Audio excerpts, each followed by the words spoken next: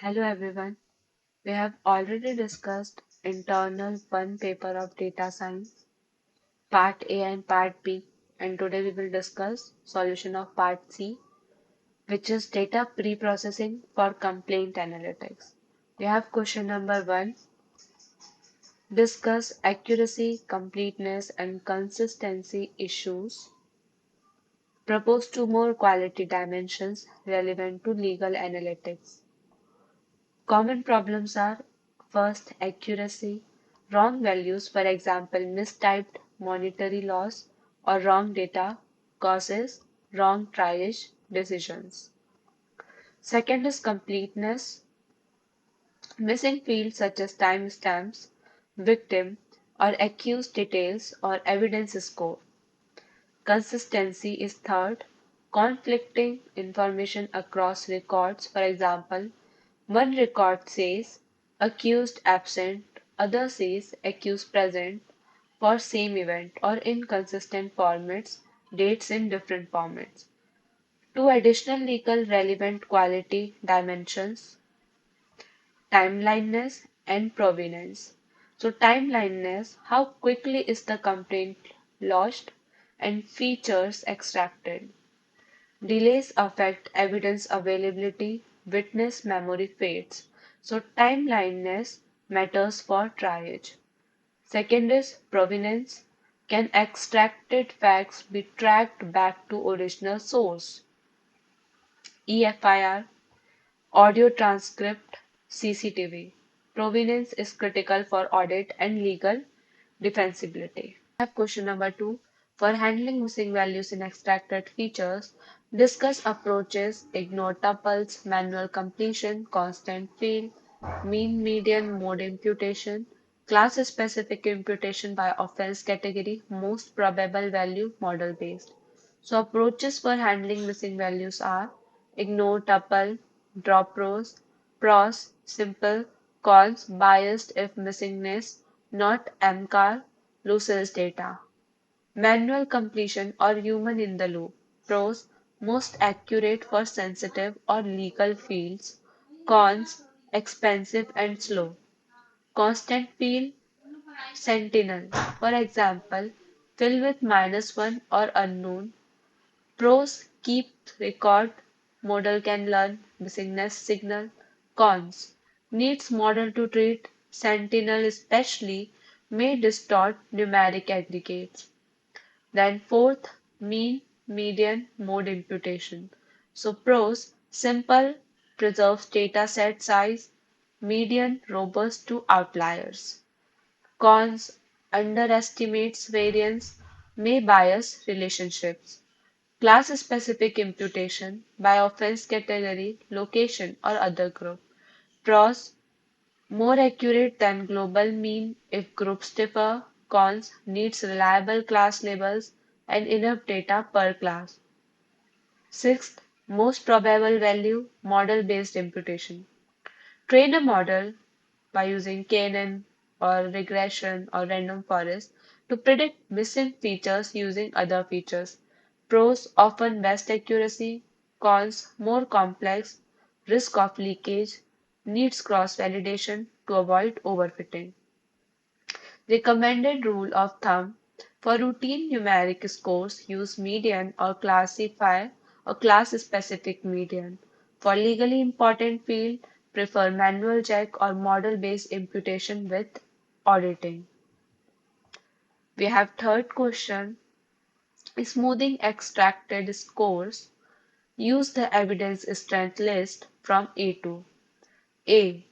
Smooth using bin means with bin depth 3 show steps. So first we will solve this question. So we have this evidence strength list sorted in sorted order. Now bin means smoothing, bin depth is 3, non-overlapping bins of size 3, steps and results. What we will do, we will group consecutive items in bins of 3. Bin 1 will contain first 3 elements. Then bin 2 will contain all these elements, next 3 elements. So by this we will do grouping. C. ठीक है. So here what is we are making groups, and at last only two items are left. So one bin will be basically contain two elements. In last bin we will contain only two elements. So we have written them, we have grouped them, and now we are taking mean of them. And what we will do, we will just replace each value by its bin mean.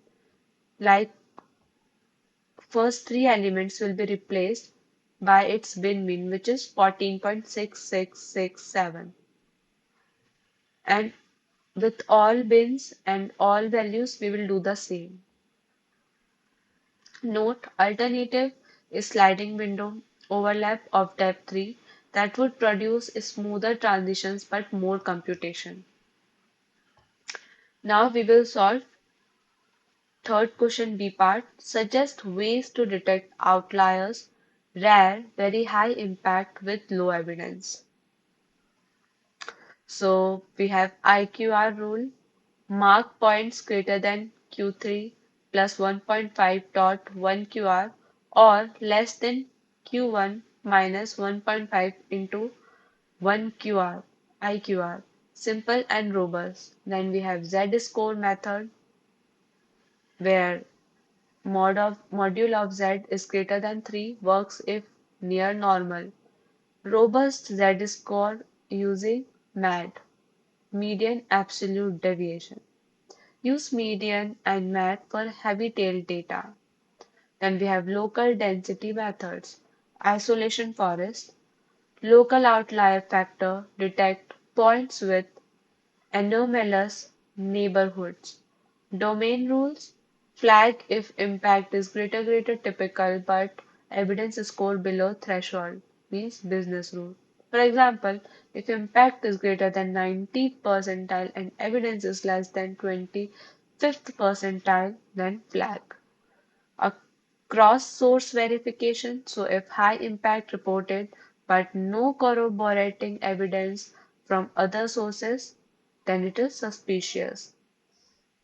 Now we have third question C part answer. So what was the question? Question was discuss other smoothing methods like bin medians, moving averages, robust estimators. So bin medians similar to bin means but more robust to outliers. Now we have lowest locally weighted regression, non-parametric local smoothing, good for trend estimation. Moving averages, sliding window means simple temporal smoothing. Robust estimators, Uber winsorization, trimmed means or median filters. And then we have exponential smoothing, more weight to recent values, useful for time ordered streams. We have next question, question number 4. Now discuss schema integration, handling redundant entries, duplicates across EFIR and physical logs, and resolving value conflicts, for example, differing monetary laws or section labels. So our answer is what is schema integration first? So map fields from different sources, for example, EFIR JSON canonical schema using ETL, mapping rules, and type conversion. User canonical data model for the DSS. Duplicate detection, redundant entries. Use record linkage or entity resolution. Compare keys like complaint ID, date, complainant name, location, and similarity of free text, cosine or TF-IDF to identify duplicates. Apply a threshold and human review for borderline matches. Then we have resolving value conflicts, so provenance weighted merge. Prefer values from higher trust sources, CCTV greater than EFIR greater than citizen SMS. Timestamp based recency rule, take the most recent authoritative update. Aggregation with uncertainty. Store conflicting values with confidence scores rather than overwriting. Present the most probable value to the DSS and keep the rest for audit. Human in the loop adjudication. For legal fields, monetary loss section labels require manual verification if conflict exceeds threshold. Now, question number 5. Explain normalization methods for feature scaling. A. Min-max normalization. B. Z-score normalization. C. Z-score using mean absolute deviation. And D. Decimal scaling. So answer is let feature values be V over dataset with min, Vmin, max, Vmax, mean, mu and standard deviation sigma. MED equals to median of V minus median of V. Now A. Min-max normalization range from 0 to 1 in which 0 and 1 are included. So this is the formula. It preserves range and sensitive to outliers. Now Z-score normalization, which is a standard score. So centers to mean 0, unit variance, and assumes roughly Gaussian distribution or used for many algorithms. This is the formula you can see. Now Z score using mean absolute deviation, robust Z. This is the formula again. And alternatively use median instead of mean, where V dash equals to V minus median upon MAD. This is robust to outliers. Now D decimal scaling, so we have the formula V dash equals to V upon 10 to the power j, where j is nothing, just log base 10 max upon V. Move decimal point, simple but crude. When to choose min-max for bounded features 0 to 100, Z-score for algorithms needing mean free data, and robust Z or MAD when outliers present. Decimal scaling rarely used except simple display or anthropic reasons. We have question number 6. Binning case severity scores are 5 to 10, 11, 13, 15, 35, 50, 55, 72, 92, 204, and 215. Partition into A. Equal frequency bins, equal width bins, clustering based bins, for example, K-means. Also explain implications for section mapping thresholds. So first we will sort the data we are given and value of n is nothing, 12.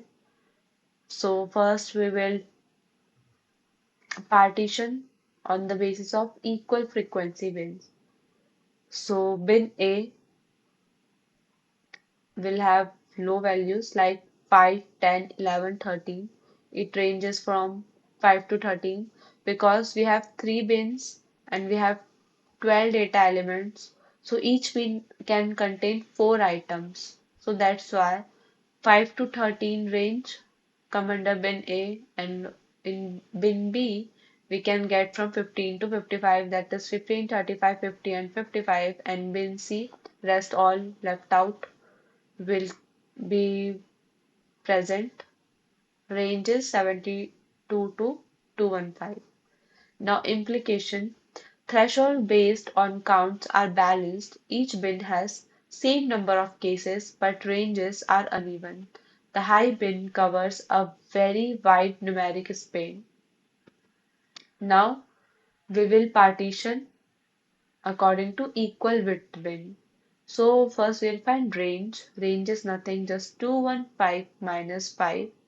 This final value minus first value. So this is the range here, and width is equals to what? 210 upon 3 means range upon total number of bins we have. So 70. Now bin 1 will contain 5 to 75 values where 75 is not included. So there will be 9 values in bin 1 which is 5, 10, 11, 13, 15, 35, 50, 55, and 72. And bin 2 will only contain one value, which is 92, and bin 3 will only contain two values, which is 204 and 215. Now we have implication. Equal width can produce highly unbalanced bin counts when data are skewed. Thresholds may be poor for rare high severity cases. Now see clustering based bins. K-means where k equals to 3, for example. So apply k-means k equals to 3 on the scalar values typical clusters approximate. So we have cluster 1, 2 and 3, low, mid and high. So in cluster 1 we have 5 to 15 values. In cluster 2 we have 35 to 92 whose centroid is 60.8, and we have cluster 3 which have high values like 204, 215 and its centroid is 209.5. We have implication. Clusters respect natural groupings and often give more meaningful thresholds for section mapping, for example, low, medium, critical, but cluster boundaries depend on initialization and must be validated. Overall implication for section mapping thresholds: equal frequency, good when you want balanced model training sets, equal with intuitive numeric cutoffs but can fail with skewed data.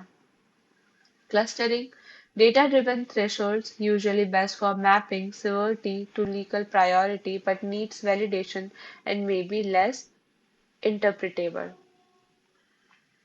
Now we have last question of part C, which is seventh question. Feature selection for section mapping. Summarize with a flow chart the technique for choosing attribute used by the DSS. Forward selection, backward selection, and then hybrid method, of course. So we will start with forward selection. Start with no features. At each step, add the feature that gives the largest improvement in model performance, accuracy or F1 for selection prediction. Now stop when adding more features does not significantly improve the score. So its pros is fast when features are many, and it is very simple. Now cons is may miss combinations that perform well only together. We have B method, backward elimination. Start with all features. At each step, remove the feature whose removal causes the smallest drop in performance. Stop when removing any more features would harm accuracy strongly. Pros: considers full model initially, good for moderate feature sets. Cons: more expensive than forward selection. Now we have C, hybrid or stepwise method summary. Start, apply forward selection, add best feature. After each addition, perform a backward check to remove any feature that has become redundant. Continue until no addition or removal improve performance. Pros: balanced and handles interactions better. Cons: still more costly than pure forward selection. So here we have final flow chart. We have to start candidate feature set. Now pre-filter optional, remove near zero variance, highly correlated, etc. Now we have to choose search strategy, forward, backward, or hybrid, whatever we want to choose. For forward, add best feature and evaluate. For backward, remove worst feature and then evaluate. And for hybrid, add best and backward remove. Now, performance improved, we will see accuracy or F1. And if it is yes, then update feature subset and repeat search. And if it is no, then stop final subset selected for DSS. And here, after update feature subset and repeat search, go back to evaluation. Then we will go back to evaluation. So I think we have completed part C solution, and here we end our internal one of data science solution discussion. So thank you.